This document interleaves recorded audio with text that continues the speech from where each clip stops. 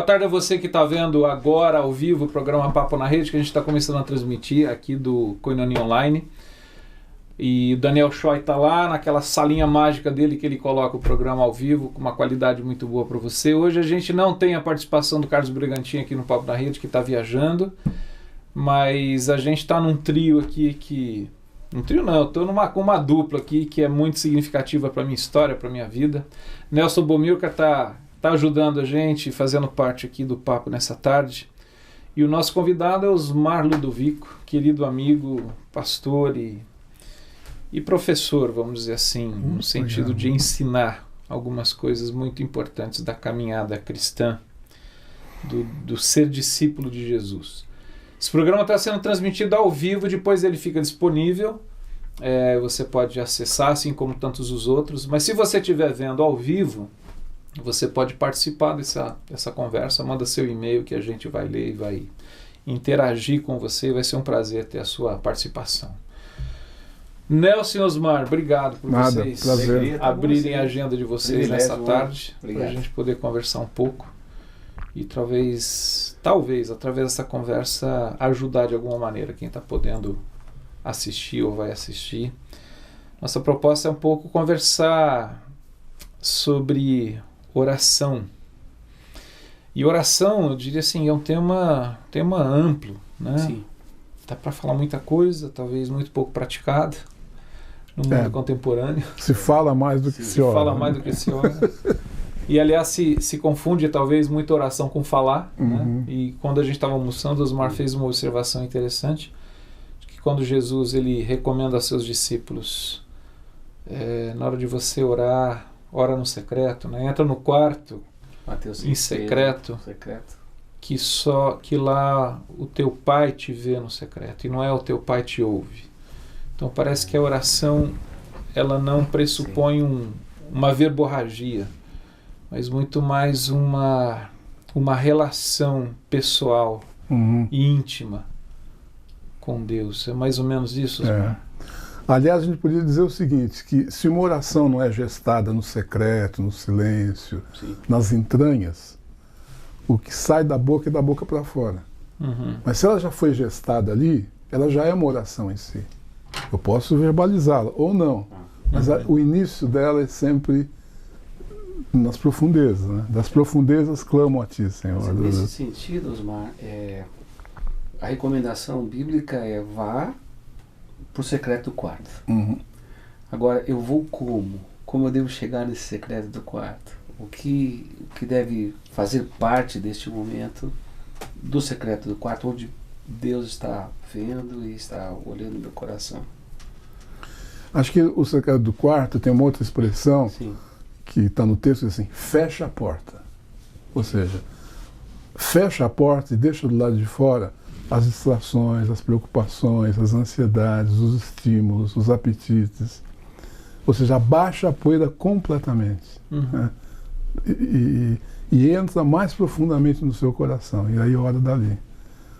E aí então cada um tem que saber o que tem que deixar do lado de fora, né? Para poder entrar nesse quarto secreto, que em última instância eu diria que, baseado nessa história da revelação, é o santo dos santos. Sim. Só o sumo sacerdote podia entrar uma vez por ano. O secreto é esse santo lugar onde eu estou na presença de Deus, que é santíssimo, né? Que é um lugar... E ali o que eu vou falar? Eu estou completamente à mercê dele, sabe tudo de mim, né? Então esse é o secreto. A decisão da solitude precede a oração? Ou elas são integradas, eu acho, nessa dinâmica? Acho que sim. Sim, né? Acho que sim. Acho que... Porque eu preciso descer, né, para encontrar. Não está fora de mim. É o Deus que habita... O santo do santo está no meu coração hoje, a habitação de Deus, né?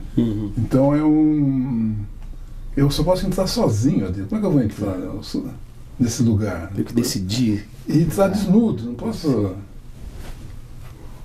Então esse novo e vivo caminho para que entremos confiadamente à sala do trono, esse lugar é o secreto.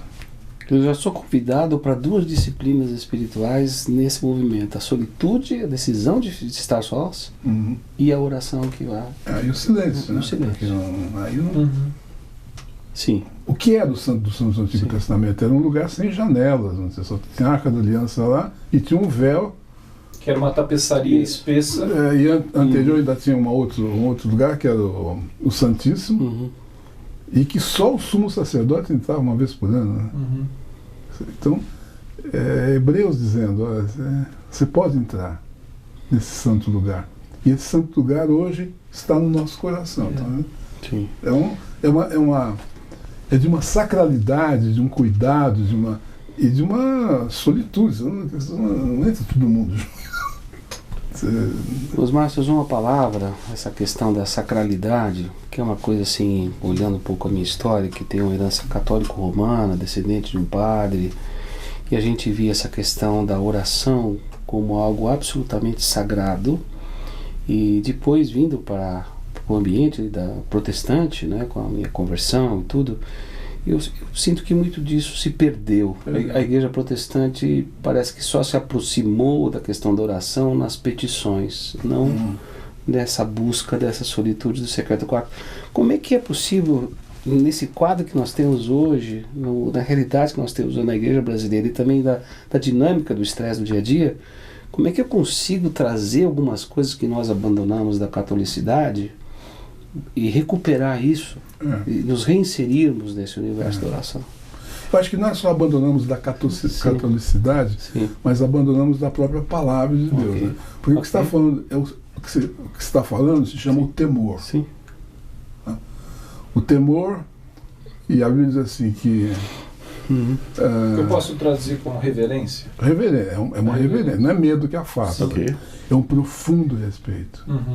É tirar o sapato e estar diante desse outro que é tão infinitamente maior, que eu estou completamente à mercê dele, e que sabe tudo de mim, e que está me acolhendo para uma relação de afeto. Então você chega arrepiado, você chega deslumbrado, você chega, não é fascinado, você chega admirado, e aí você se curva reverentemente. Não com medo, mas por respeito, porque tem um acolhimento, tem uma presença amorosa. Né?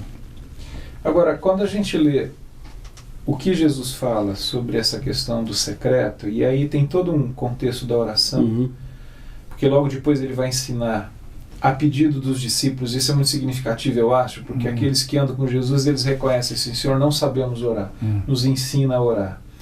Aí Jesus então fala aquilo que ficou conhecido como oração do Pai Nosso, mas um pouco antes ele faz referência à oração como, primeiro, uma demonstração de uma pseudo-espiritualidade.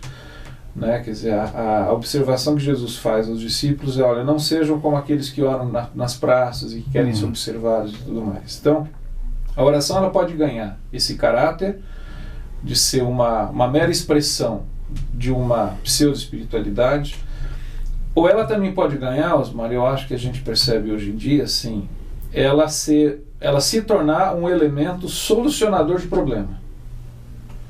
Eu até lembro um adesivo que a gente de vez em quando encontrava nos carros que dizia assim: ora que melhora, né? Quer dizer, aquela coisa do a gente ora pura e simplesmente para melhorar no seguinte, assim, de resolver algum problema. E me parece que o princípio básico que Jesus está colocando nessa questão da oração como a minha entrada na solitude, na presença de Deus, como uma questão relacional. A minha vida com Deus. E o desenvolvimento de uma amizade, o desenvolvimento de uma comunhão dentro desse ambiente de reverência. E quando você fala a questão da petição, que me parece que essa questão, assim, a oração vista só como vamos buscar a Deus para Ele resolver os nossos problemas. Quando talvez o maior problema que está resolvido é a minha própria vida, o meu próprio coração. E que aí parece que eu sou confrontado nele quando estou na presença. Silenciosa. Porque o objetivo da oração não é fazer Deus mudar de opinião acerca de como Ele dirige a minha vida, mas é que eu possa mudar a minha circunstância, mas que eu possa mudar através das minhas circunstâncias. A circunstância continua igual, mas eu mudo. Esse tipo de oração não quer mudar a circunstância. Sei. Sim. Quer tirar aquele problema, quer resolver aquele conflito, mas essas circunstâncias, na realidade, a maior parte do tempo são pedagogia de Deus para mudar. Então, oração boa eu mudo, não é que Deus responde. Né? Eu tenho uma nova compreensão das circunstâncias onde eu estou envolvido. Então, olho de outra forma. Né? Exatamente. Não é para resolver e liquidar problemas, é uma prática da paciência. Sim. Chegaram alguns e-mails aqui, deixa eu colocar. A Mônica Aguiar, ela mandou esse e-mail 13 horas, mais ou menos, então é hoje. Eu estou achando que é para você, né? Porque ela pergunta assim, onde encontra seus CDs? E mais alguém fala aqui de Davi Gomes, Juazeiro, da Bahia. Boa tarde, graça e paz. Nelson Bumiker, quando é que sai o próximo CD? Qualidade de som e mensagens, parabéns. Tem o Johnny dizendo aqui, acredito que o lugar, o quarto, é uma variável. Creio que ter o lugar do encontro é fundamental. O exemplo de Moisés, ainda falando sobre oração. Enfim. Fernando, posso pegar o link?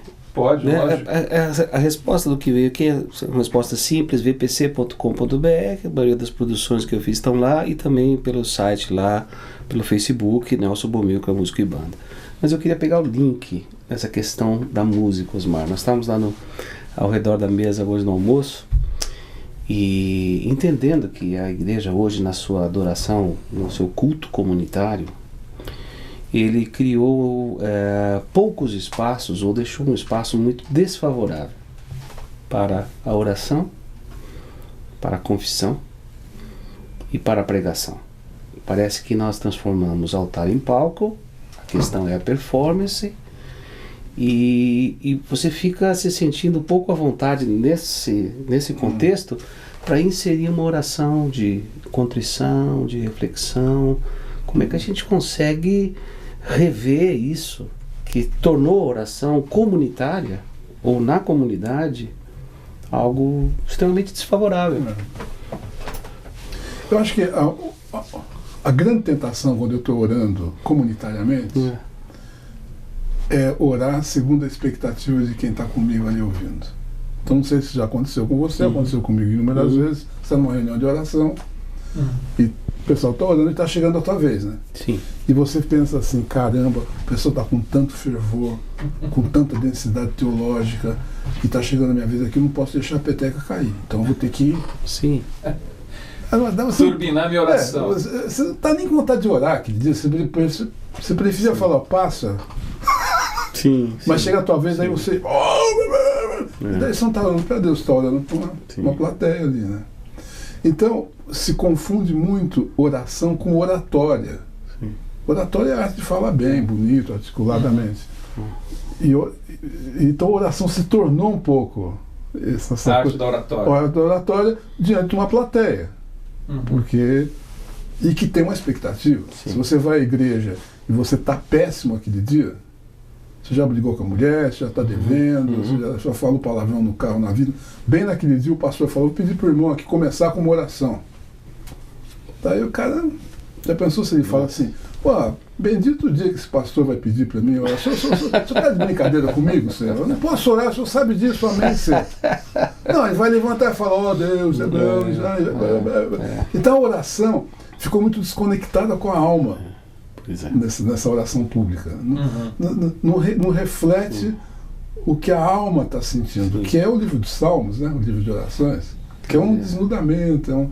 A própria palavra ajudaria a comunidade a orar. Essa conexão com a alma, com a realidade, né? Ficou deslocado. Mas nesse sentido, a música muitas vezes no culto público, ela se contrapõe, ou pelo menos deixa a oração muito sem espaço, na formatação que a gente vê hoje nas grandes comunidades. Aí.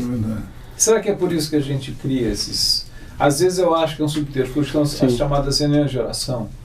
E aí você tem assim uma congregação razoável em termos de número de pessoas que se reúnem, aí você faz uma reunião de oração, que é 1 hora antes, e aí tem 5 pessoas, e a grande queixa, tá vendo? As pessoas não vêm para orar. às vezes a minha pergunta é, por que nós não fazemos desse ajuntamento que a gente chama de culto o momento para ter uma reunião de oração, para ser o tempo de oração? Sim. Seja pessoalmente, individualmente, em silêncio, mas às vezes é um com o outro. Né? Mas enfim, o que eu quero dizer assim, eu concordo que eu acho que o chamado culto coletivo, ele vai abolindo cada vez mais o espaço da oração. Né? Quando que a gente vê no Novo Testamento, a igreja ela se reunia, entre outras coisas, para partir o pão, perseverar na doutrina dos apóstolos, na comunhão e nas orações. Né? Quer dizer, a prática do estar junto era para isso. Quer dizer, a oração faz parte desse ajuntamento. Quer dizer que o culto público ele pode, num certo sentido, assim, conspirar com essas disciplinas espirituais, da exposição da palavra, da confissão, que não tem nem mais espaço, da oração, de reflexão, de contrição. Quer dizer, o culto público pode ser uma verdadeira aberração contra o conteúdo da fé cristã. Até porque há 40 anos atrás, tudo que a gente cantava estava no inário cristão, na harpa cristã. Então, não tinha outras músicas. Evangélico, cantor cristão. E aí começaram a vir umas músicas dos Estados Unidos, um tal de Peterson, não sei o quê, algumas corinhas. Essas são as cantadas. Hoje, a produção musical é imensa. Né? Cada igreja tem seus compositores. Então, essa proliferação também prejudicou a qualidade tanto da música quanto da letra. Então, tem muita coisa que a gente canta que a música é ruim e a letra é ruim. Agora, é ruim e a letra e a música são ruins para quem aprecia boa música e quem tem um pouco de teologia, porque o povo consome. Isso ficou parecido com o que aconteceu também na música popular. Música boa de qualidade, com letra boa, poética e tal, ninguém compra mais, né? Querem comprar outras coisas. Essas coisas que é ruim, que a letra é ruim. Então é isso, né? Teve uma deterioração da qualidade, em função da quantidade e daquilo que o mercado quer consumir. Agora, Osmar, pensando um pouco numa possibilidade de tema que a gente conversou semanas atrás sobre isso à tarde, a gente está falando sobre oração que tem essa dimensão pessoal e íntima com Deus, mas também a oração comunitária. Mas uma outra coisa que eu queria colocar aqui para a gente conversar, que é assim, a oração em tempos de crise. A gente até chegou a conversar um pouco sobre isso ali no almoço, mas assim, a gente vive não só no Brasil, mas eu acho que não só no mundo, mas existem as crises pessoais, existem as crises dentro do contexto da família, as crises de emprego. Como é que é a oração? Como é que se vive a prática da oração em situações assim especificamente de crise? Seja a crise nacional, da nação, seja crises que eu vivencio na minha intimidade. Qual é o papel da oração e como que eu oro numa situação de crise? Acho que seria bom a gente entender que oração tem várias modalidades de oração. Então você tem louvor, tem adoração, tem consagração, tem confissão, tem intercessão, tem súplicas, tem lamentações, tem confissões. Tinha falado de confissão? Sim. Confissão, sim. A confissão precisa duas vezes, mas é bom. É bom. Ou seja, mas a gente só fica nas súplicas. Claro. E até o que a gente entende por intercessão é uma intercessão pessoal, não é comunitária. Porque quando se intercede, segundo a oração que Jesus ensinou, o pão nosso. Porque se tem pão na minha mesa, não tem no meu vizinho, e Deus respondeu a minha oração. Não, tem alguma coisa errada. Então a intercessão é sempre comunitária. É sempre, não é o meu emprego. É que tem 200 mil desempregados. Então a gente já perde por isso, né? Porque mesmo a intercessão pessoal não é o meu pão, o meu emprego, a minha saúde, quando está cheio de gente doente no hospital. Você tem que se associar à humanidade que sofre, não é você sozinho e pedir para Deus para você e o resto fica de fora. Então isso é um negócio. Então eu acho que, por exemplo, tem duas modalidades de oração que a gente negligencia demais, que é a consagração e a gratidão. O que seria uma e seria outra? Bom, a consagração é uma entrega absoluta da minha vida no altar de Deus. É dizer, Senhor, a minha vida está nas tuas mãos. Se o Senhor quiser ferir, fere. Se quiser humilhar, humilha. Se quiser exaltar, exalta. O Senhor faz o que o Senhor quiser. O Senhor sabe melhor do que eu como é que tem que cuidar de mim. Isso é consagração, né? Essa oferta da minha vida como um sacrifício vivo no altar de Deus. O Senhor faz o que o Senhor quiser. Sim. Vou dizer que o Senhor tem que... E a gratidão é um espírito que só tem aqueles que sabem que não são merecedores.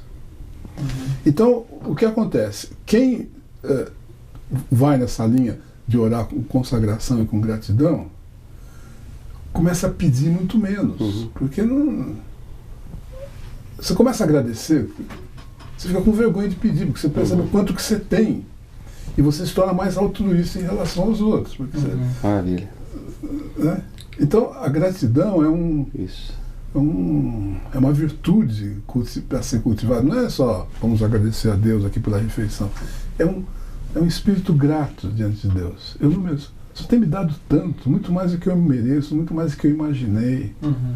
Né? É a saúde, é o trabalho, os amigos, enfim, é a possibilidade de desfrutar da vida. Daí eu vou pedir para ele. O que eu vou pedir para ele? Eu lembrei de uma observação do Roy Hession, que escreveu uns 3 livrinhos décadas atrás, lembra? Enchei-vos agora a cena do Calvário, queremos ver a Jesus. Ele dizia que a oração é um caminho que me convida a me tornar mais parecido com Jesus. É verdade. Então, eu estou propenso a todos esses caminhos. É sofrimento, é provação, é um momento de celebração de uma alegria, é um momento em que eu vou me tornando cada vez mais parecido com Jesus. Então a gente não sabe orar assim com... Porque você vai numa reunião de oração, ninguém vai perguntar quais são as ações de graça. Ou quais são os pedidos. Ou quais são as consagrações das entregas. Quais são os pedidos. Muito menos quais são as confissões. Sim. Então a gente fica só... Quando ele fala oração, a pessoa pensa... Não é só. É um aspecto da oração. E eu diria que é o menos importante. É menos importante. Quer dizer, não vou categorizar, mas você louvar, agradecer... Contentamento, consagrar, você se leva a um patamar de sublimidade, de proximidade com Deus muito maior do que você ficar pedindo insistentemente várias coisas a Deus, que fica meio patético, parece que você está querendo dizer como é que Deus tem que tomar conta de você. Lembrei de uma citação do Houston também, dizendo que a oração é uma experiência comunitária com Deus Pai, Filho e Espírito Santo, que te leva a compartilhar como sequência, né? A glória de Deus é compartilhar, né? Então esse caminho é um caminho sempre compartilhado, é sempre nosso, né? Da experiência também comunitária, além da experiência pessoal, né? É interessante, assim, quando se fala de que não sabemos orar, eu penso nessa primeira, esse pedido dos discípulos de Jesus: Senhor, nos ensina a orar. Quer dizer, me parece que é um reconhecimento deles de que, olha, a oração não é algo que é natural a nós. A gente precisa, é um processo de aprendizado, é um caminho a ser seguido. Depois o apóstolo Paulo mesmo diz assim: nós não sabemos orar como convém.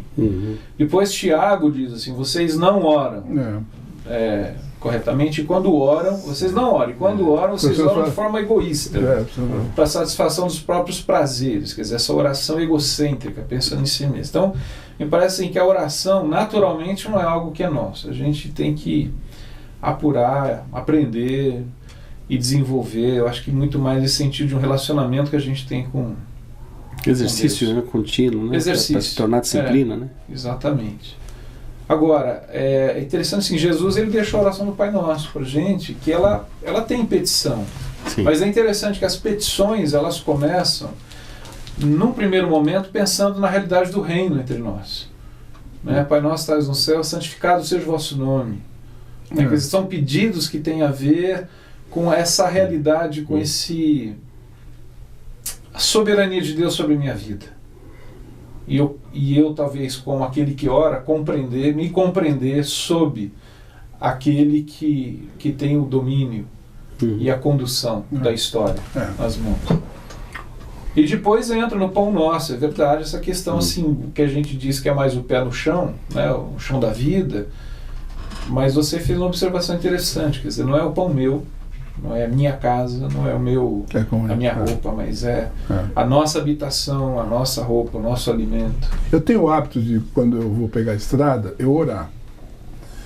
Mas eu oro assim, Senhor, que haja paz nas estradas, guarda quem está na estrada hoje, principalmente as crianças, que não haja acidentes. Eu não posso orar, porque não adianta eu sair de casa, daí tem 10 acidentes, daí eu chego lá, ainda bem, Deus me preservou, fica um negócio...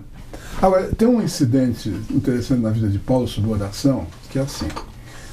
Paulo, ele tinha um problema seríssimo, que ele chama espinho na carne, que ele vai lá e ora. Senhor, afinal sou tão consagrado, tudo que eu já tenho feito, só podia aliviar esse negócio, tirar esse negócio. E Deus falou assim, não. Mas aí acho que ele leu lá que Jesus disse ó, que a viúva de tanto bater lá na casa do juiz. Aí foi lá, orou outra vez. Deus falou assim, não, eu não vou tirar, Paulo. Aí, mas ele insistiu, 3 vezes ele ora. Aí Deus falou assim, quer saber, Paulo? É definitivo, é não. Daí ele tem que orar com essa... Ele vai ter que fazer uma reflexão com esse não de Deus. E aí quando ele aceita essa realidade e para de brigar com isso, e para de brigar com Deus, ele aceita, ele descobre que esse espinho na carne tinha a gloriosa função de mantê-lo humilde face ao quanto ele estava sendo usado e quanto Deus lhe revelou. Ele fala, daí, eu não termina, acho que ele fala, obrigado, Senhor, por esse espinho na carne. Vida gratidão. Isso é interessante, né? Então, essa oração que Deus falou, não. Depois do não que ele vai perceber que a graça é suficiente. Que é um bem aquilo. Se ele continuasse talvez lutando, insistindo, ele não perceberia que o que Deus está querendo dizer assim, a minha graça é suficiente para você, Paulo. E assim, e graças a Deus por isso, né? Porque você vai dizer, graças a Deus, porque senão eu ia ficar com a bola muito cheia. E aquilo me trouxe de volta ao pó, e é interessante que sobre negativos então, de oração... Uma oração boa é uma oração que Deus diz não. Não é que diz Deus sim para tudo. E eu entendo que esse não é providência e é fruto do seu amor e da sua graça. E uma oração também boa pode ser uma que ele não fala nada, não responde. Aí a pessoa mais dependência ainda para continuar orando. Quando você contou a história de Paulo orando 3 vezes, Deus dizendo não, eu lembrei de Jesus no Getsemane, que ora, e recebe um não de Deus. Então é interessante essa questão. E porque me parece também que às vezes a gente trata a oração assim, a oração é alguma coisa que vai abrir a porta. Mais ou menos um abracadabra universal que a gente... É uma listinha que eu tenho que eu vou ticando, respondida. Osmar, o secreto do quarto, vamos dizer assim, ele é também uma figura, alguma coisa mais figurativa, né? Eu lembro que quando a gente trabalhava um pouquinho mais com o pessoal da população de rua, algumas pessoas falam assim, eu não tenho secreto do quarto, eu divido o meu único ambiente, quando eu moro ali na favela, com a família toda, até meus pais têm ali uma cortininha. O que pode ser criativamente esse secreto do quarto para uma pessoa que não tem esse ambiente, né? É o coração, né?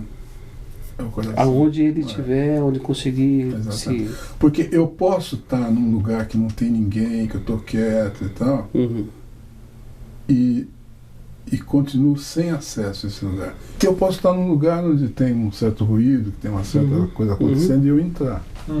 Verdade, é verdade. É porque trata-se de aquietar e descer, né? Isso pode ser num ônibus. Pode ser num ônibus, exatamente, né? Pode ser num ônibus. Eu lembro quando o pessoal fala, como é que vocês vão viver essa realidade da espiritualidade cristã numa cidade como São Paulo? O Dom Bernardo Bonovitz falou sobre isso, né? Acho que foi o Jô Soares.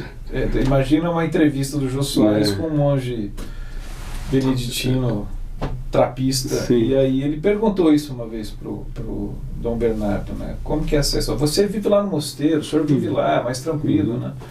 Aí ele falou isso pro João no programa, na entrevista, ele falou assim, ele usou essa figura do quarto, ele falou, o seu quarto é a sua cela, né? É o seu mosteiro, que você pode entrar e aquietar. Agora, Osmar, eu lembro assim, anos atrás, já faz um bom tempo, Um dos sermões do Caio virou um livreto que era muito interessante, que era, o título era Uma Geração que Desaprendeu a Orar. Eu não sei se hoje o livro, o título mais adequado seria Uma Geração que Esqueceu, que já não mais desaprendeu. Me parece que assim, a gente ouve cada vez menos essa questão. Como é que, aí uma palavra sua, então assim, como que a igreja, as comunidades, os pastores, aqueles que têm, de certa maneira, um cuidado pastoral sobre as pessoas, como estimular, encorajar? Acho que isso tem a ver com disciplina, né? É uma disciplina. Como que fazer esse caminho, de se direcionar ao quarto novamente, a esse secreto? Num mundo em que, assim, eu acho que o entretenimento, talvez me parece que é um grande desafio, a desconexão, porque, assim, nesse aparelho, eu tenho tudo. Eu tenho as redes sociais, eu tenho a Bíblia, inclusive, né? Mas eu tenho o WhatsApp, eu falo e recebo. Tem as orações prontas? Me parece assim, entrar no quarto hoje talvez seja desligar me desconectar. Desligar. Desligar, né? Mas a questão, em termos práticos, eu acho que isso é um desafio. A gente tem conversado, eu tenho conversado com alguns adolescentes e jovens da minha comunidade, né, sobre isso. Como que a gente faz esse caminho, propõe esse caminho para um mundo que não é que desaprendeu, parece que esqueceu, não tem noção do que seja isso. Desligar e viver essa experiência da presença de Deus no silêncio, dessa oração. Eu acho que talvez essa seja uma das tarefas mais árduas, um grande desafio nosso, que é a vida devocional. Então, no passado, ainda existia hora silenciosa, sós com Deus, né? Hoje isso não existe mais, praticamente. É isso. Ou seja, até o culto doméstico para orar. Exatamente, que é esse tempo onde você está sós com Deus e você lê a Bíblia, não para fazer um sermão, para se alimentar dela, uma coisa pessoal, e aí você ora e depois você vai fazer. Então isso pode ser 15 minutos, 10 minutos, um dia sim, um dia não, cada um vai ter que... Mas esse cultivo se perdeu completamente. E se perdeu e as pessoas não acham mais necessárias. E aí entra essa igreja que acaba fazendo essa mediação. As pessoas ouvem a palavra na igreja, quem precisa de oração vai lá na frente e ora. Então você não precisa mais dessa relação pessoal com Deus e fica essa intermediação da igreja com a palavra e com a oração. Você passa pela igreja para orar e passa pela igreja para ouvir. Então isso fez com que houvesse um recrudescimento muito grande desse sacerdócio da antiga aliança, né? Dos ungidos, dos bispos, dos apóstolos, né? Que a pessoa vai lá ouvir a palavra. A palavra não é mais a palavra que se ouve no quarto, é a palavra do apóstolo, a palavra do sacerdote ali que baliza a tua vida. E se tirar isso aí, você fica sem nada. Então, o sacerdócio universal dos crentes é uma coisa que a reforma já lidou um pouco mal com isso. Agora se perdeu completamente. Que é esse exercício de não ter necessidade que ninguém vos ensine, eu vos ensinarei diretamente. Essa possibilidade de uma relação pessoal com Deus sem intermediação da igreja ou do apóstolo. Então a igreja hoje, por exemplo, essa igreja neopentecostal, na realidade é uma igreja neocatólica. Ela é intermediária. Entendi. Sem ela, então, você sai da bênção, sai da cobertura, você sai do negócio... Sim. E isso afeta a igreja histórica também. Você tirou, esse modelo. Você tirou o intercessor e colocou outro intercessor, que é a instituição. Exatamente, tem que passar por ela. Né? Então, essa possibilidade de... E depois, porque é uma disciplina, você precisa ter um tempo, acordar mais cedo e tal. E é baseado no desejo, na saudade. As pessoas não são mobilizadas nesse sentido, né? Mas sem essa vida, sem um mínimo de vida devocional, primeiro, eu fico dependendo da igreja, e segundo, a minha fé sempre vai ser uma fé débil, porque ela é intermediada. Terceirizada. E caminha muito junto, a linha é muito tênue, não sei nem se é antes ou depois, mas se abandonou junto a confissão. Claro. Quer dizer, se eu não confesso, eu vou orar como? Eu oro para depois confessar? Eu não tenho nem esse sentimento de que cheguei aqui na experiência comunitária repleta de pecados e eu abandono essa experiência da confissão também. Essa ideia de pecado também foi, e cruz, foi gradativamente sendo tirado da vida de oração, das pregações, dos hinos, das canções, né? Exatamente. O Arcades de lá de Teresina, Piauí, mandando um abraço para o Osmar, está dizendo que lembra que em março de 2013, Wanda Sá esteve em um evento chamado Artes de Março. Lá ela me falou que o Osmar foi um discipulador na vida dela. Abraços para o Osmar, Nelson Fernando. Obrigado pela sua mensagem, Arcades. E também o Rodrigo, onde está aqui, Rodrigo Silva de Pauliceia, acompanhando com vocês em solitude, aprendendo. Um abraço a todos. É isso daí. Agora, eu queria falar uma coisa assim, que eu estou falando aqui muita coisa, assim, estou parecendo meio professoral, mas eu estou aprendendo ainda. Eu não sei orar direito. E muitas vezes eu me percebo orando de uma forma equivocada. Então, é um trabalho para a vida toda. Nós não sabemos orar de fato. Nós somos todos aprendizes. Por mais que... O Ricardo Barbosa fala, ele tem uma frase que eu acho muito interessante, Osmar, nesse espírito assim, do aprendiz, que ele fala assim, não ora como você sabe, ora como você pode. De certa maneira que ele está querendo dizer assim, olha, em vez de você ficar, eu não sei, olha, vai andando, vai praticando, né? Com esse coração aprendiz. E eu acho que de fato tem essa questão da gente aprender e permanecer nisso. Assim, que preocupa, eu acho que de certa maneira não é assim, eu não sei orar como eu deveria orar, mas a questão é que eu já não oro mais. Essa é uma preocupação. Queria usar um termo assim, não com o universo da batalha espiritual, né, mas orar é um ambiente de batalha, né? Porque você tem aquela disciplina, tem aquela vontade, tem aquela perseverança. Tem que vencer uma certa inércia, uma certa preguiça. Sim. Agora, tem uma outra coisa interessante sobre a intercessão, que é o seguinte. Que o intercessor é Cristo. Essa é uma dos ministérios, das funções de Jesus. Ele está intercedendo por nós diante do Pai. Não é a minha oração, é a dele que conta. Paulo diz que ele está à direita do Pai intercedendo por todos os santos. Interessante isso, né? Quer dizer, o que ele está pedindo para mim, Senhor? Então, num certo sentido, se associar essa intercessão. Ele não está pedindo para mim prosperar. Ele está pedindo para que eu seja mais santo, que eu seja mais quebrantado, que eu seja mais solidário. E essa intercessão, que misteriosamente tem um incidente interessante nas Escrituras, que Paulo era um cara muito... Ele era muito falastrão, né? Assim, eu vou fazer, deixa comigo e tal. Várias vezes ele falou isso, e daí um dia Jesus diz o seguinte, olha, o diabo te reclamou para te peneirar. Pedro, desculpa. Pedro. Então você vai passar uma tribulo, né? Peneira, tribulação.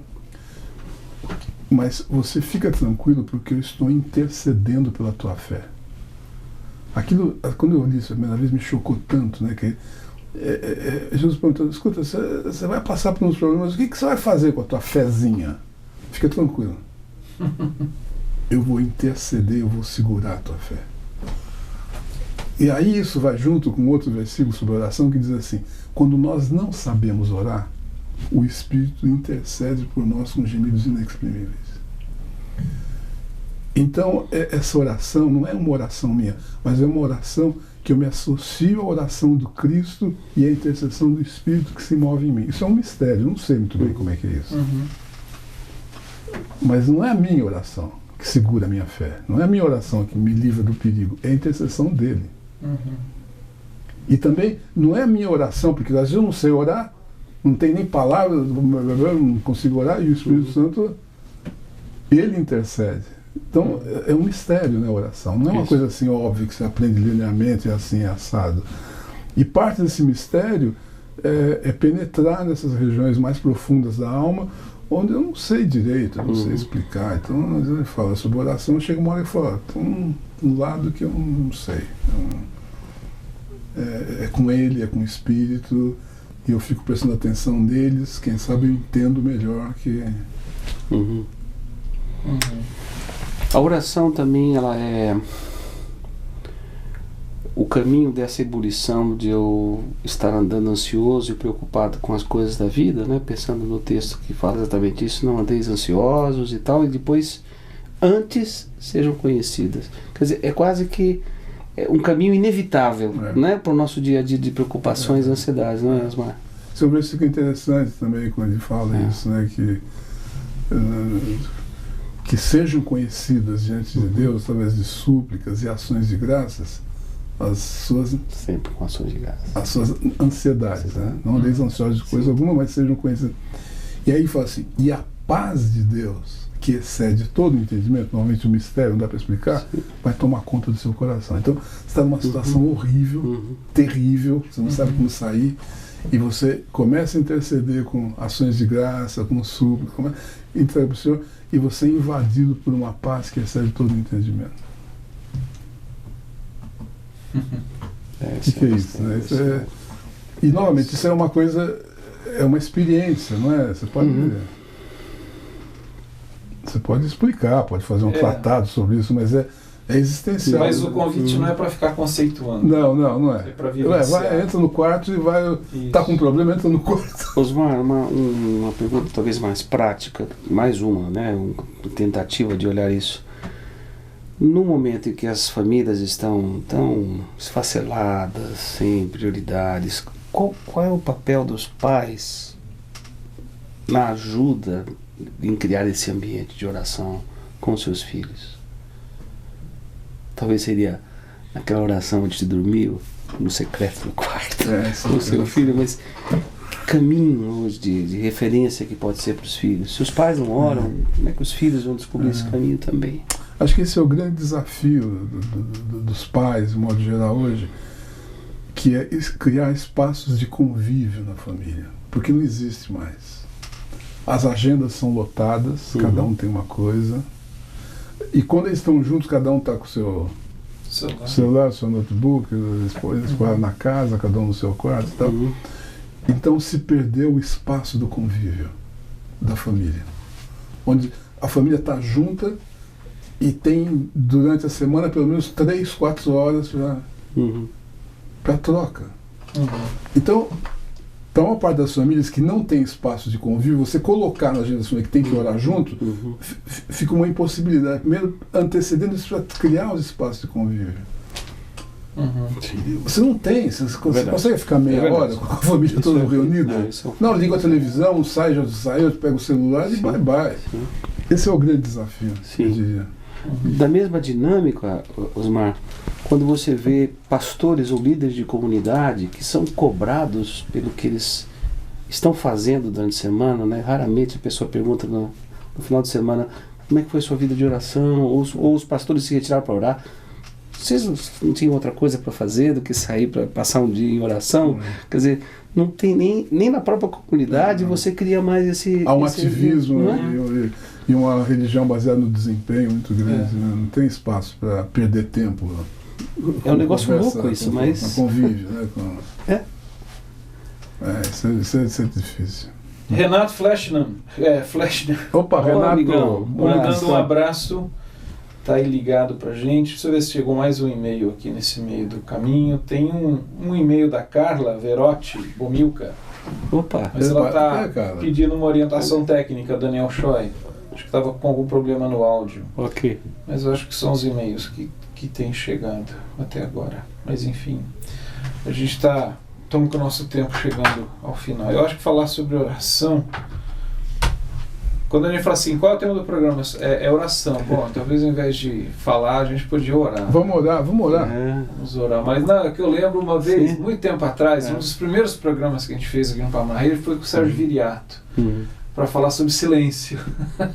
Aí a gente brincou no começo, a gente vai falar sobre silêncio e vamos fazer silêncio. Então, o silêncio vai falar, né? Exato. Então, mas eu acho que a gente podia terminar orando. Eu acho que Osmar, você pode nos dirigir a Deus em oração nesse tempo, e a gente termina esse programa sobre oração, que eu acho assim, foi pincelar em algumas coisas que são importantes, mas ela é muito mais profunda a experiência da oração e tão enriquecedora para a nossa caminhada com Jesus.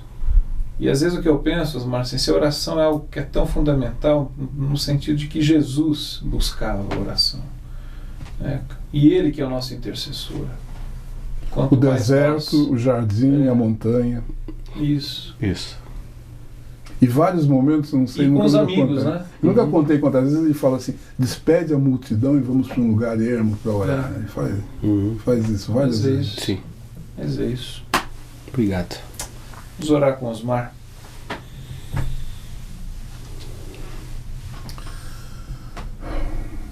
Pai amado, nós tememos e trememos ao entrar diante da Tua santa, doce e bendita presença. Guarda-nos, Senhor, no Teu amor. Tu és o Deus, Pai de Jesus Cristo. Tu és o Deus das nossas vidas. Amém. Amém. Até a próxima quinta-feira. Obrigado você que esteve acompanhando a gente. Esse programa depois ele vai ficar disponível lá no YouTube, aqui no site do Koinonia Online. Queria mais uma vez agradecer, Osmar, Foi um prazer. por você estar aqui com a gente. É sempre bom. Obrigado. Nelson, bem-vindo. Obrigado, um abraço para o Carlos. Parceria, a sua vizinhança é muito boa, tê-lo como vizinho. Vamos andarmos juntos. E eu lamento que eu falei tanto, porque o Fernando e o Nelson têm tanto a nos dizer e eu gostaria de poder tê-los ouvido. Mas eu não fui sábio o suficiente para... Alegria para nós. Você foi nosso convidado. Muito para obrigado. conversar sobre Muito isso. obrigado. Obrigado, Tá com vocês, Até a próxima, pessoal. Daniel Choi, obrigado pelos seus botões mágicos aí nessa salinha.